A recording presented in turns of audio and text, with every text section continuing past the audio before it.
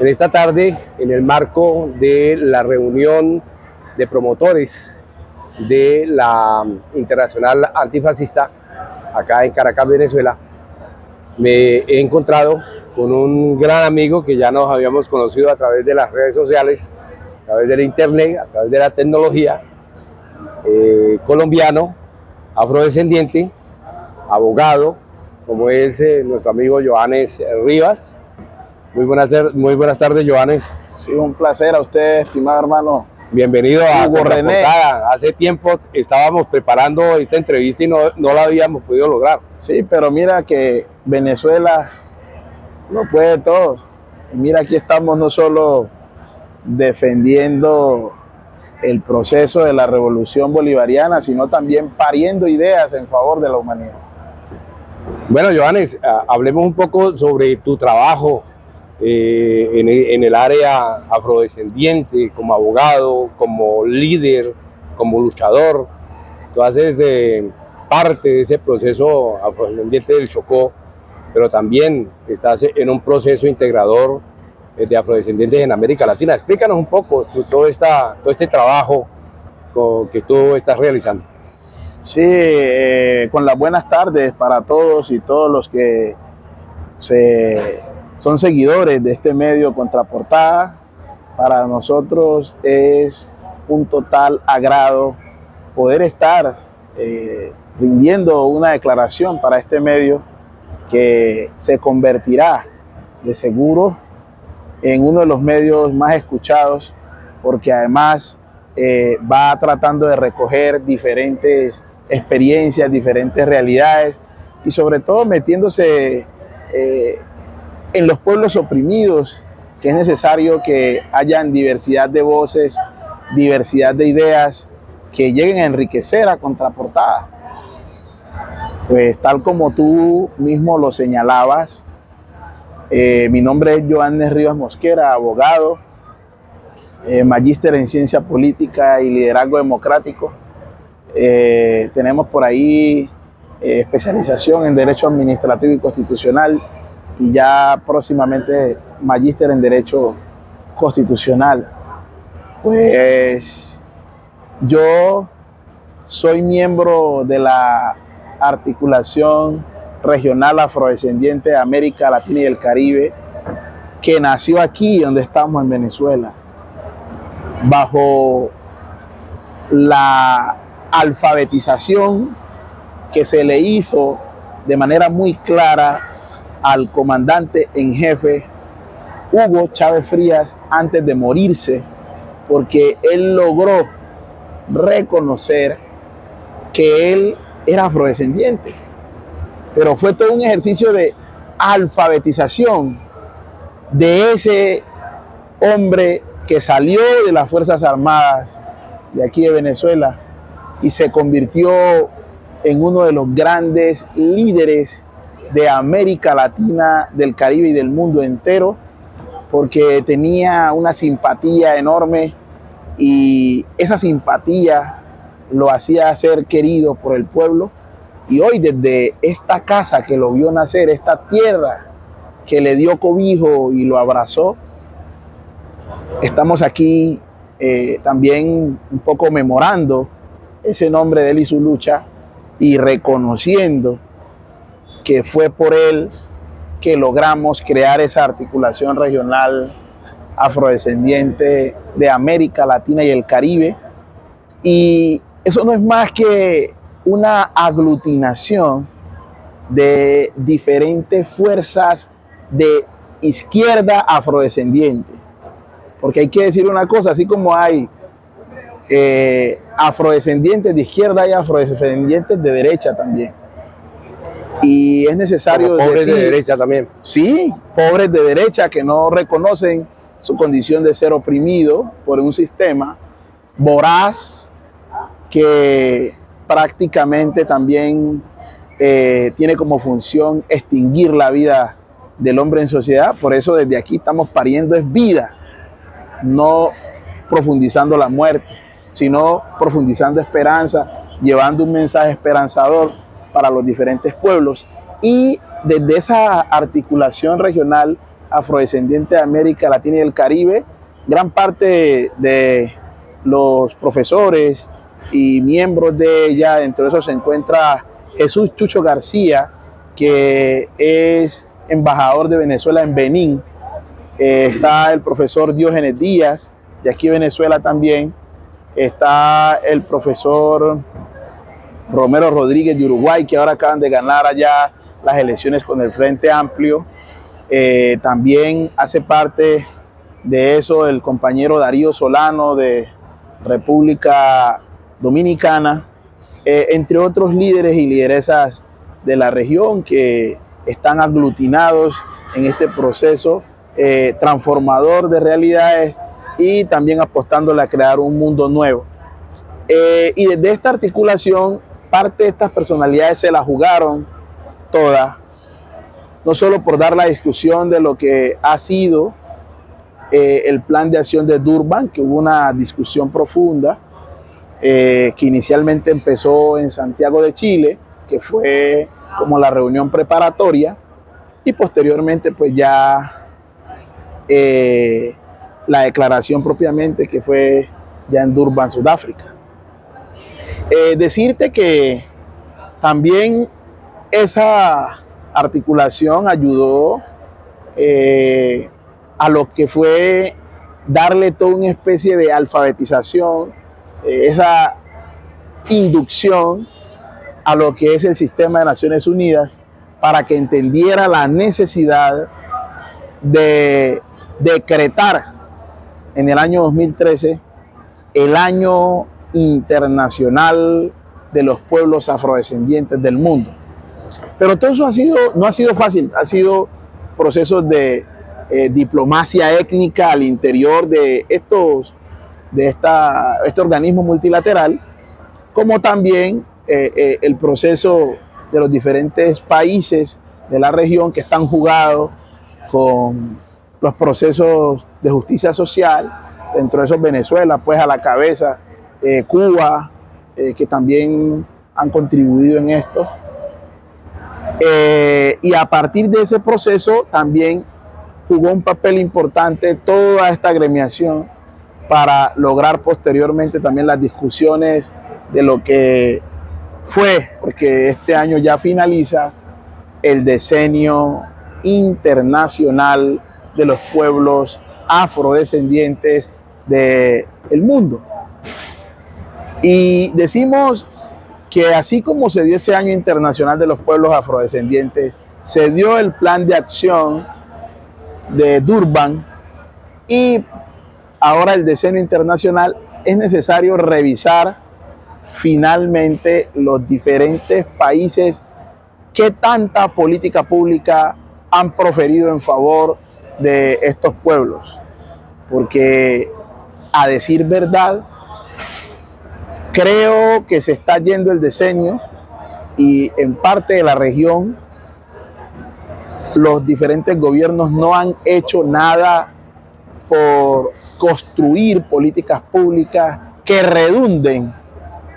en el mejorestar de las condiciones de vida de las comunidades o de los pueblos afrodescendientes del mundo. Y pues por ahí ya escuchamos hablar que están planificando tratar de que Naciones Unidas decrete un segundo decenio, pero dentro de la reflexión dialéctica y como cientistas sociales que somos, nosotros nos preguntamos, ¿será que es necesario volver a decretar un segundo decenio sin hacerle un ejercicio de evaluación exhaustiva al primer decenio? Es parte de las preguntas que nosotros nos hacemos. Igualmente decimos que para que haya ese segundo decenio tiene que hacerse una especie de trazado en la región, y un trazado es un trazado estadístico de mirar hasta dónde esas diferentes políticas lograron disminuir las brechas de desigualdad de estos pueblos, porque si no, estamos asistiendo a un escenario donde la realidad de los diferentes pueblos afrodescendientes no se va a resolver y permitimos que el sistema de Naciones Unidas se tome la foto, que legalice con nosotros y a su vez le hacemos el mandado al imperialismo norteamericano, porque es necesario decir que esta institución obedece a ellos. Es parte de la lógica del sistema imperial. Entonces, es como parte del derrotero político al cual nos estamos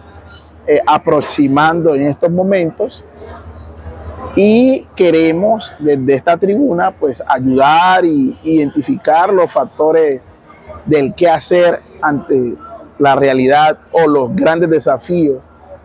que nos enfrentamos en este momento. Precisamente hablando de este escenario en el cual estamos acá en Caracas, Venezuela, que se ha realizado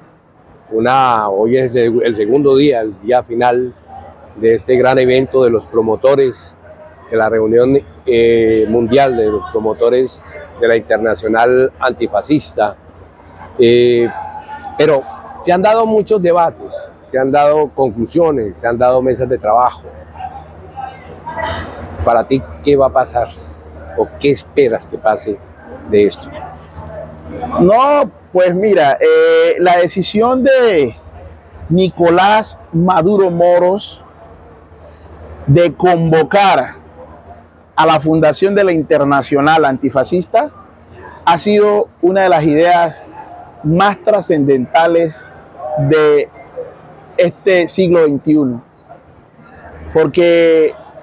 yo creo que después de la primera internacional, después de la segunda internacional, esta fundación de la Internacional Antifascista tiene el carácter de una tercera internacional. Porque aquí nosotros, estos días de reflexión, estos días de establecimiento de agendas, de táctica y estrategia política, nos está dando como un ABC hacia dónde tenemos que dirigir la ruta. Y cuando te hablo de tercera internacional, porque tú sabes que el propósito de todas ellas era tratar de ver cómo se le contrarrestaba al imperialismo norteamericano. Y por eso digo que esta es una tercera internacional, porque aquí,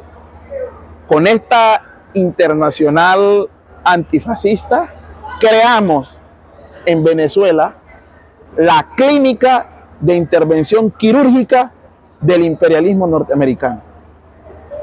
Y eso empezará el 10 de enero,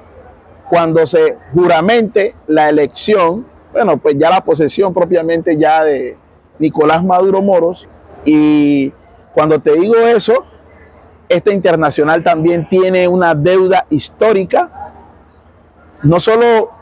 como hoy ya esa narrativa tomó carrera y es de levantar las banderas de Palestina, que para nosotros nos parece que es un ejercicio interesante, porque logramos también decirle al imperialismo: basta ya de los crímenes de lesa humanidad, basta ya de tener esa lógica animalista de cosificar el sentido humano de la persona y también jugar con la vida y exterminarla. Entonces nosotros desde Caracas, Venezuela, le decimos un alto a todo ese tipo de ejercicio, pero también nos asiste una responsabilidad a nosotros de levantar la bandera de Haití, porque entre otras cosas no se ha visto, pero creo que es parte de ese proceso del derrotero político, de la geopolítica y la geoestrategia. Y Haití hoy, tú sabes que está próximo a Guantánamo. Si El imperialismo avanza con Haití como en efecto lo ha hecho y nosotros hemos guardado un silencio cómplice de indiferencia e insolidaridad con lo que fue la revolución haitiana. Nosotros nos meteríamos en calzas prietas. ¿Por qué? Porque Haití no solo tiene proximidad a Guantánamo, sino que Haití también tiene proximidad a lo que es todo este Caribe, el Gran Caribe. Y no crea, la ubicación del imperialismo en Haití implica proximidad a Venezuela. Y hay que decirlo que hoy Haití ha sido ese tubo de ensayo donde el imperialismo ha profundizado, ha profundizado el capitalismo, ha profundizado el colonialismo, ha profundizado el neocolonialismo, ha profundizado el fascismo, ha profundizado el neofascismo. Entonces, desde aquí, desde esta clínica de intervención quirúrgica, lo mínimo que podemos hacer es establecer una jornada internacional de solidaridad in situ en Haití, para conocer sus realidades, los que no podamos conocerlas, para también vivir el día a día, cómo son esas agresiones con el pueblo haitiano. Y a su vez es una deuda histórica, moral y revolucionaria con Haití, porque Haití nos enseñó cómo se desafía al imperialismo, y lo hizo con el ejército napoleónico, y lo destrozó no solamente con armas, también hubo todo un ejercicio del conocimiento tradicional y los saberes ancestrales de estos pueblos que no logró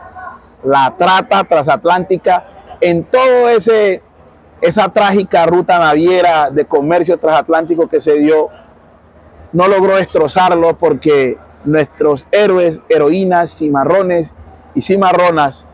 lograron que esta riqueza milenaria no se desapareciera, como son las grandes religiones de matriz africana, entre esos el vudú. El vudú permitió que Haití pudiera destrozar el ejército napoleónico, y no fue a bala solamente, también hubo ejercicio del vudú. Entonces nosotros por eso hemos dicho que todas estas revoluciones deben de rodearse de esta diversidad, porque en la diversidad está la riqueza, está la conservación, en la riqueza está el saber, pero a veces encontramos a una izquierda aristocrática racista que se resiste a comprender estas otras lógicas, que no solo la lucha de clases da respuesta. Porque, por ejemplo, yo en mi formación inicial, yo fui marxista-leninista. Posteriormente, nosotros entramos a conocer toda esa realidad étnica cuando uno se consigue. Y el conseguirse, usted leyendo a Fran Fanon, leyendo a Aimé Césaire, bueno, consiguiéndose en ese descubrir y en ese viaje, tú consigues que amén del marxismo-leninismo es necesario acuñar unas realidades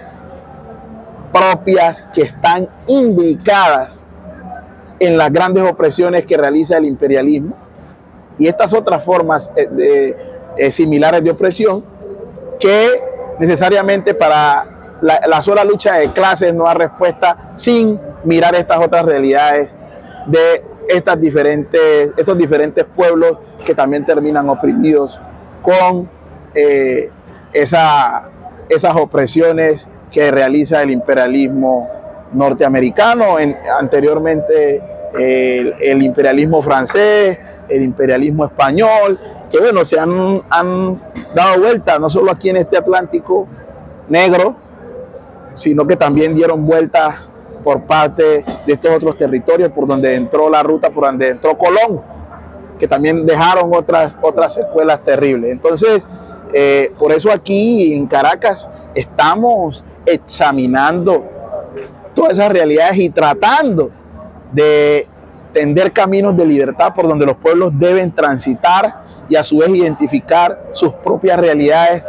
saliéndose del recetario que el norte global de manera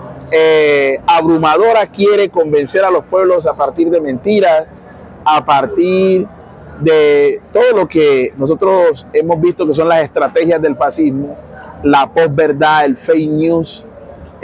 los golpes mediáticos, el funcionalismo religioso. Es decir, todos son parte de esa amalgama que están unidas para tratar de que no podamos salir de los niveles de miseria y de irrealizaciones de sueños y de derechos que nosotros como ciudadanos tenemos. En este momento, bajando al plano colombiano, tú vienes de la región del Chocó,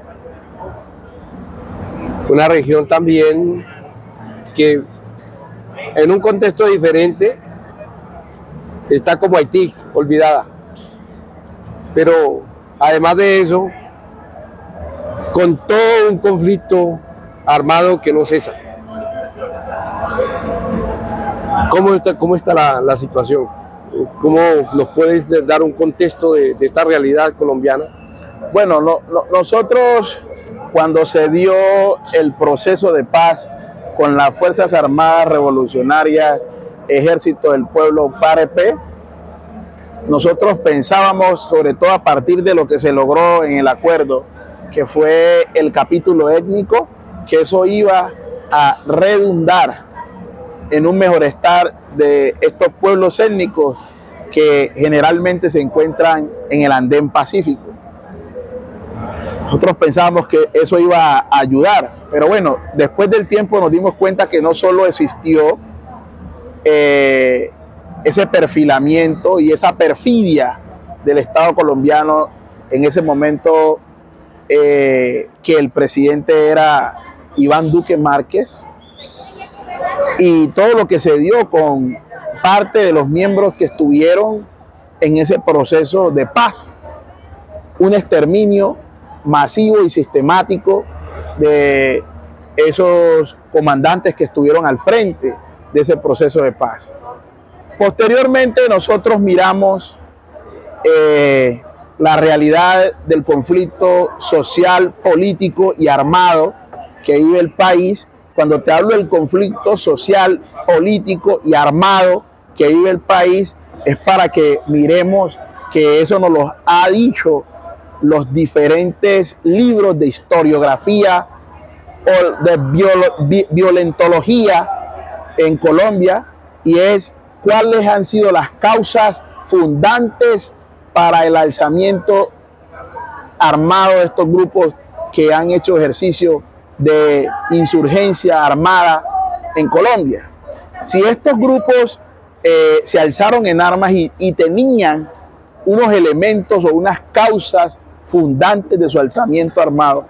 y esas causas fundantes no se han proscrito, no se han eliminado, sobre todo partiendo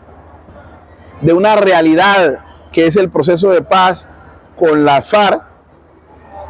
esos otros grupos que están por ahí exigiendo paz y que incluso se han sentado con el Estado, yo creo que no tienen un buen señuelo como referencia para dejar las armas, porque además, ¿quién va a dejar las armas para que lo maten? Ellos preferirían seguir en su ejercicio de sabotaje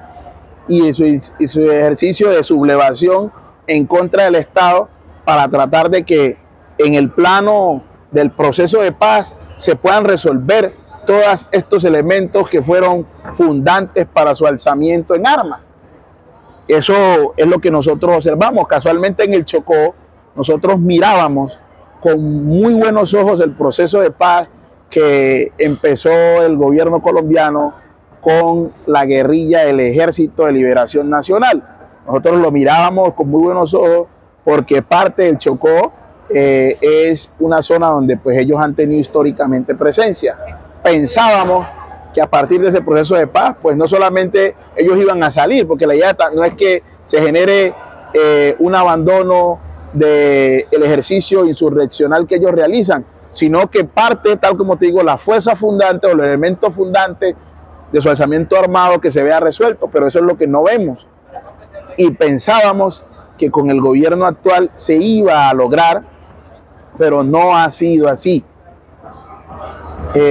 Hay contradicciones en el seno de la mesa de negociación, no solo del gobierno, sino de la insurgencia. Y hoy también miramos otro ejercicio también difícil, y es la cantidad de palos en la rueda en el mismo proceso de negociación, de los condicionamientos, y eso también dificulta el que la mesa pueda tener una movilidad y una operatividad en función de que el proceso se pueda resolver en la menor medida, donde no solo gane el gobierno, no solo gane el movimiento armado, sino que gane el movimiento social de masas y popular y la sociedad en su conjunto, porque es un error pensar que el proceso de paz debe de hacerse con el movimiento guerrillero. El proceso de paz no debe hacerse con el movimiento guerrillero, el movimiento de paz debe hacerse con los sectores que han recibido la opresión o la negación de derechos. Son esos los sectores que deben de ponerse al frente del proceso de negociación para tratar de que se identifique en el seno de la negociación cuáles serían los elementos que deben de ser materia de discusión y de negociación en el proceso de armisticio que se pueda generar. Sí, es importante. O sea, hay una desilusión por parte de la gente porque guardaban muchas esperanzas con este proceso. Sí, sí, en efecto. Y eso también va generando frustración y también va generando radicalismo en los movimientos que se alzan en armas, porque, pues, tal como te digo, tenemos un espejo y es el proceso de paz que se acabó de dar. Nosotros los colombianos tenemos un espejo y es el proceso que se acabó de dar con las Fuerzas Armadas de Colombia, Ejército del Pueblo, FAREP. Y nosotros como pueblo colombiano miramos que parte de ese ejercicio terminaron ultimando a los diferentes comandantes de eso. Fueron objetos de perfidia. También logramos mirar que parte incluso de la plata que se logró, el OCA-Paz, se fumó. Entonces, con todos esos elementos uno dice, bueno, creo que lo meten a todos esos grupos en un círculo vicioso donde la persona cada día que amanece y tiene el fusil en la mano, día a día afirma que ese es como el mejor estar y la mejor forma de seguir en lo que ha venido avanzando, no porque quiera, sino porque se dispone, pero no hay caminos donde se pueda mirar una esperanza, no solo para estos actores, sino para la gente, porque se va a un proceso de paz no a negociar la realidad de la insurgencia, sino la realidad de la sociedad, que son los elementos por los cuales esos grupos se levantaron en armas. O sea, en tu análisis, ¿tú crees que el hecho de el incumplimiento de la implementación del acuerdo de paz, que entre otras cosas este año cumplió 8 años, sí, es parte de ese rechazo de la parte del ELN y otros grupos a hacer un nuevo acuerdo de paz con el gobierno, con este gobierno? Pues yo te digo que es parte de los desafíos, porque la paz que hicieron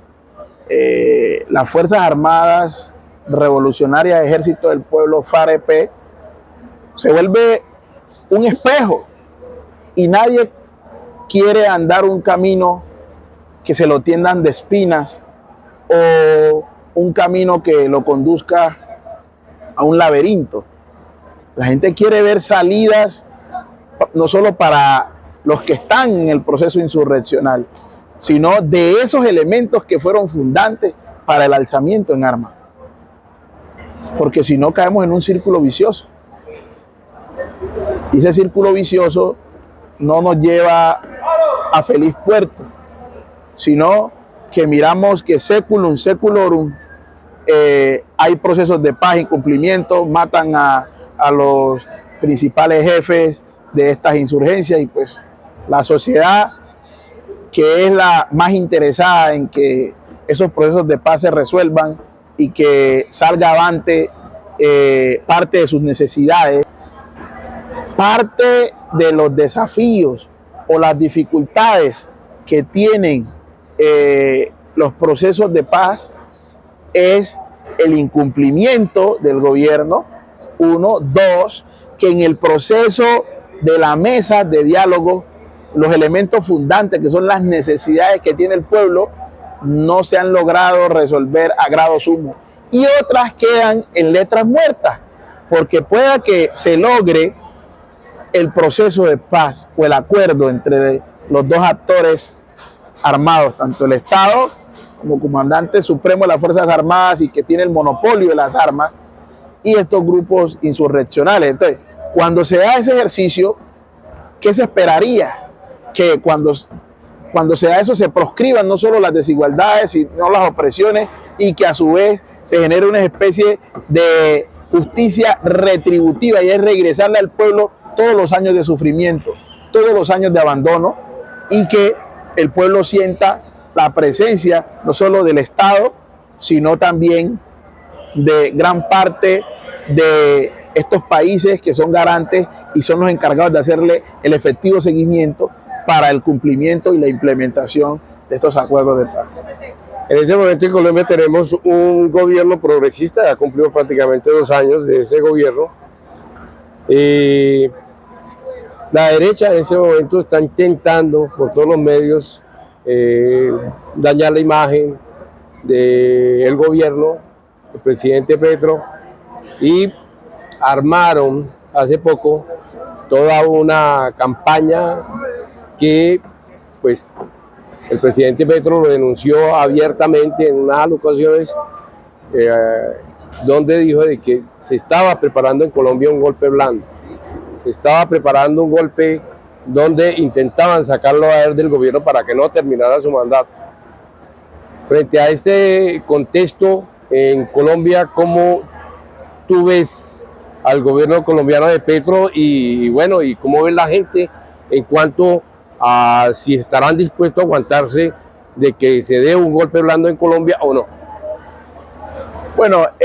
el gobierno del presidente Gustavo Petro es un gobierno que sus cimientos descansan en todo ese poder movilizador del pueblo que empezó con el N-27, que fue el famoso estallido social, el cual terminó o desembocó en lo que fue la presidencia de Gustavo Petro y también el proceso de vicepresidencia de la doctora Francia Márquez Mina. Y pues sé que como sus cimientos de este proceso presidencial está en las bases sociales y populares, yo sé que el pueblo no estaría en las condiciones de ver que se le susurre como agua entre las manos el poder que ellos construyeron en las calles y que le dieron esa representación a Gustavo Petro para que dirigiera los destinos de la nación colombiana. Entonces, ante esos procesos que yo digo son fabricaciones de ruidos de la derecha, buscando a que el señor presidente de la República, en vez de tener tiempo para estar estructurando las políticas en favor de la sociedad, pierda tiempo defendiéndose en unos ataques de golpes de Estado, que yo sé que tampoco podemos subestimarlo, ¿no? Porque caso hemos visto en Colombia, tuvimos Jorge Eliezer Gaitán, a Galán, y muchos que incluso el mismo Pizarro León Gómez fue asesinado en su proceso cuando aspiraba a la presidencia, fue asesinado porque, claro, las fuerzas de derecha miraban que con él el pueblo iba a tener un muy buen representante y que sus políticas iban a estar orientadas a tratar de resolver las diferentes necesidades que históricamente ha tenido el pueblo colombiano. En este momento podemos decir de que en Colombia esa derecha, esa ultraderecha que trata de tumbar al gobierno de Gustavo Petro, de que no termine su mandato, podemos decir de que hay conductas fascistas dentro de este complot. Sí, porque mira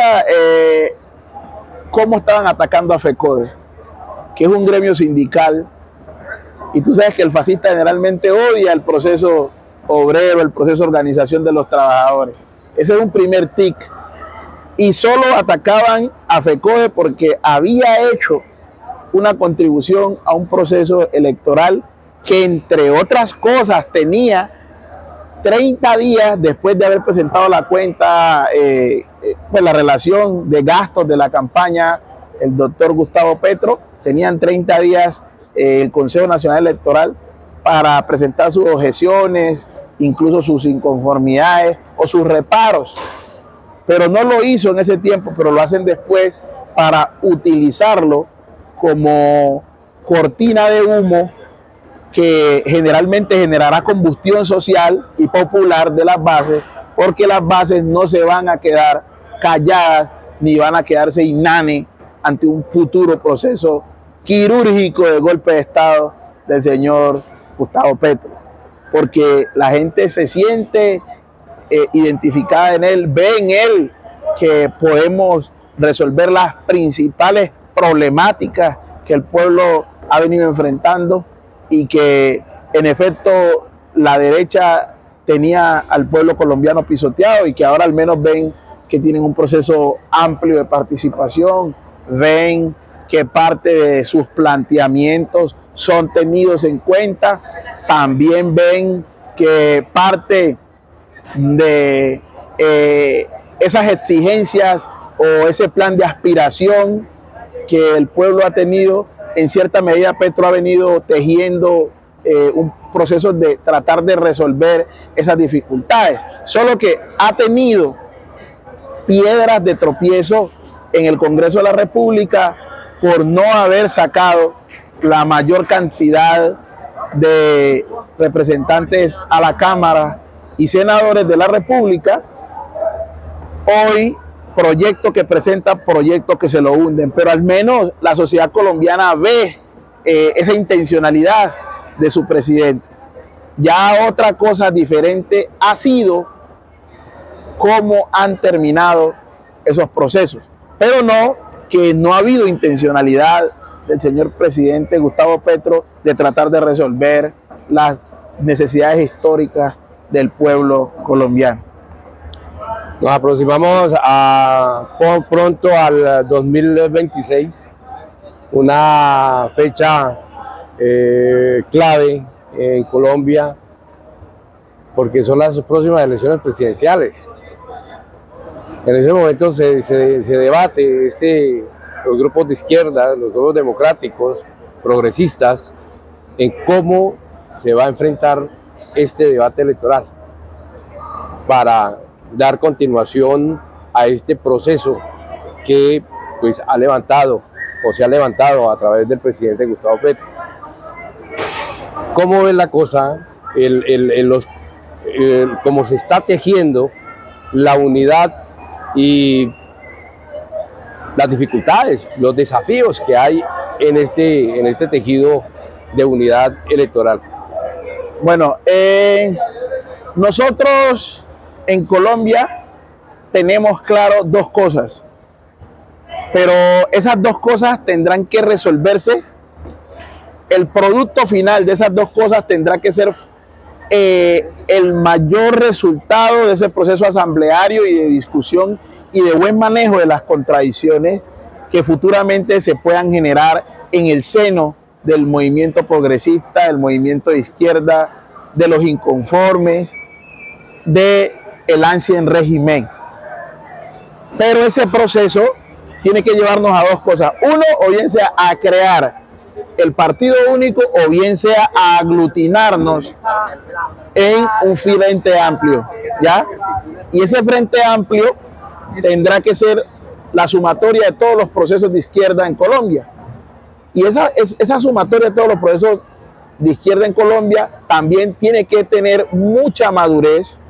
porque la madurez radica en tener claro que al 2026 no podemos irnos con dos candidatos de izquierda, tiene que ser uno solo, y tendrá que ser un proceso de consulta. Si salen dos en un proceso de consulta, vamos a votar y vamos a resolver y a elegir de esos dos o de esos tres quién será la persona o la candidata o el candidato que llevará las banderas del movimiento progresista de izquierda o consecuente con la realidad del país. Lo del partido único, una papa caliente, ¿cómo está? ¿Cómo ves tú? ¿Qué se debe hacer para que los partidos, los movimientos se unan en un solo partido para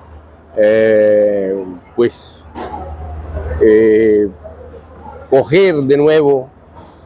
enfrentar, digamos así, este próximo proceso electoral? Recordemos de que en Colombia el sistema electoral no permite que una coalición de gobierno se presente nuevamente como partido para elegir a un candidato como presidente de la República. Las coaliciones solamente les permiten a los partidos minoritarios. O sea, de que el partido Pacto Histórico o la coalición Pacto Histórico ya no puede ir como coalición en las próximas elecciones. Obligatoriamente se tiene que hacer partido único en Colombia para poder enfrentar nuevamente este proceso electoral en 2026. Hay mucha reticencia, hay mucha resistencia de parte de algunos sectores con la idea de formar un partido único. ¿Cómo lo ves tú en este momento? Bueno, hay varias cosas dentro de las preguntas que me has hecho. Hay varios elementos que es necesario desentrañar. Uno, que partido único hoy, bajo la experiencia que tuvimos con esa lista cerrada que se dio al Congreso de la República, no fue una buena experiencia, porque es necesario también señalar que cuando se dio esa lista cerrada, quedó implícito que los encargados de hacer la política social abierta eran los representantes a la Cámara y los senadores. Pero todos estos dos se quedaron amarrados en su conformidad, entraron en un confort administrativo y se olvidaron de hacer la política. Mientras Petro enfrentaba al establecimiento que se encarnizaba con él, nosotros esperábamos que los que estuvieran haciendo la política social abierta en favor del pueblo y también haciendo otro proceso que no hizo el proceso de la Colombia humana y del pacto histórico, y fue hacer un ejercicio de tratar de individualizar los diferentes votantes que dieron ese voto de confianza, valga la redundancia, en favor de Gustavo Petro. ¿Por qué? Porque fue un proceso que surgió de manera esporádica. Muchos votos se dieron por votos de opinión a Gustavo Petro, pero nosotros teníamos ese compromiso de tratar de nuclear y de individualizar cuáles fueron esas personas que le dieron ese voto de confianza a Gustavo Petro, para que eso nos sirviera como atarraya para hacer un proceso del 2026. Eso no se hizo, y los encargados de eso eran los representantes a la Cámara y los senadores que se eligió en esa lista cerrada. Cuando ese ejercicio no se da, claro, surgen las inconformidades, surgen las contradicciones y nadie quiere aportarse ahora a un proceso de partido único donde casualmente llevaríamos el grillete nuevamente en la nariz, porque no tendríamos la posibilidad nosotros de tener la oportunidad de elegir quién sería o quién no, sino que también entramos en un proceso de centralismo democrático que ha sido un proceso donde prácticamente las regiones pierden total autonomía. Tú miraste que ahora en el proceso de la Colombia Humana ganamos en el proceso nacional, pero perdimos en el proceso local, y eso se dio porque los avales no llegaron, porque mucho de esta gente que yo lo llamo que son de esa sucesión dinástica izquierda se han atornillado a esas lógicas y pues prácticamente hoy no le dan cabida a otras expresiones, a otras regiones, a otros pueblos, a otras miradas, sino que nos quedamos cerrados en esa misma, esa sucesión dinástica izquierda que no es más que esa aristocracia izquierda que también existe y es parte también de los desafíos que tenemos que enfrentar para que el 2026 sea un 2026 de buenos augurios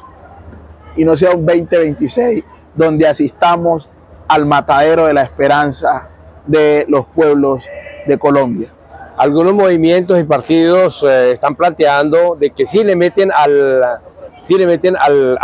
partido único,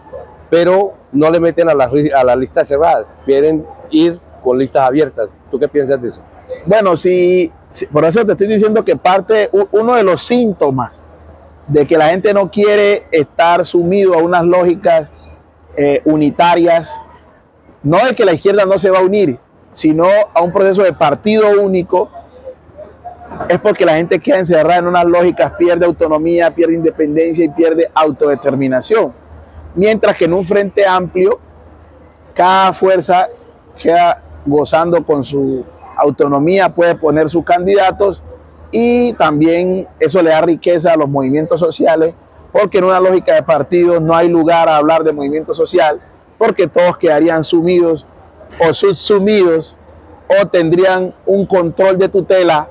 de ese partido y las directrices las orienta el partido. Los movimientos sociales prácticamente quedarían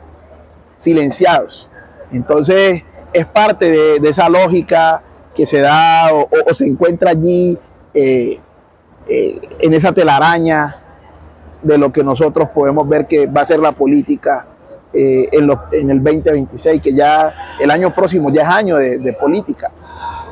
Bueno, ¿cuál sería tu mensaje en este momento para toda la gente que va a ver esta entrevista a través de las redes sociales, a través de la página web de Contraportada?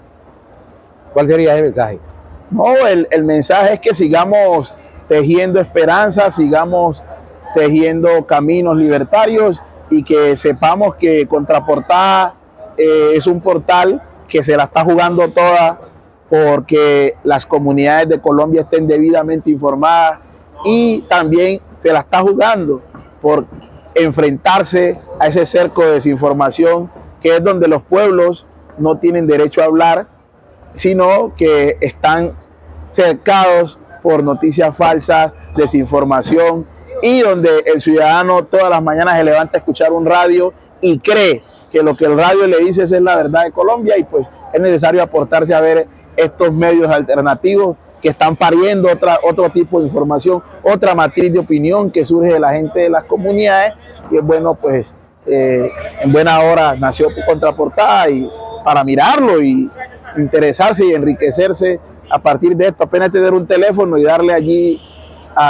el link que queda en azul y automáticamente ya podrá escuchar estos diferentes pueblos, estas diferentes miradas y esta diversidad de ideas en torno al proceso de izquierda que se teje no solo en América Latina sino en el mundo. Bueno, Johannes, bienvenido a Contraportada. Hacía tiempo que ya estamos preparando esta entrevista, no era por casualidad que O sea, o es prácticamente casualidad, al contrario, es casualidad que nos hemos encontrado acá en Venezuela y hayamos podido hacer esta primera entrevista, que lógicamente que tú estás invitado para que continúes haciendo tus aportes a nuestra revista con tu sabiduría y con tu liderazgo que tienes en Colombia y también en América Latina. Sí, aquí estamos. Usted sabe, Hugo René, que siempre que usted toque la puerta de mi casa se la abriré para tratar de enriquecer, dar buenos mensajes a través de este portal Contraportada, y sabe que la voz de los pueblos siempre será la verdad en estos medios de comunicación.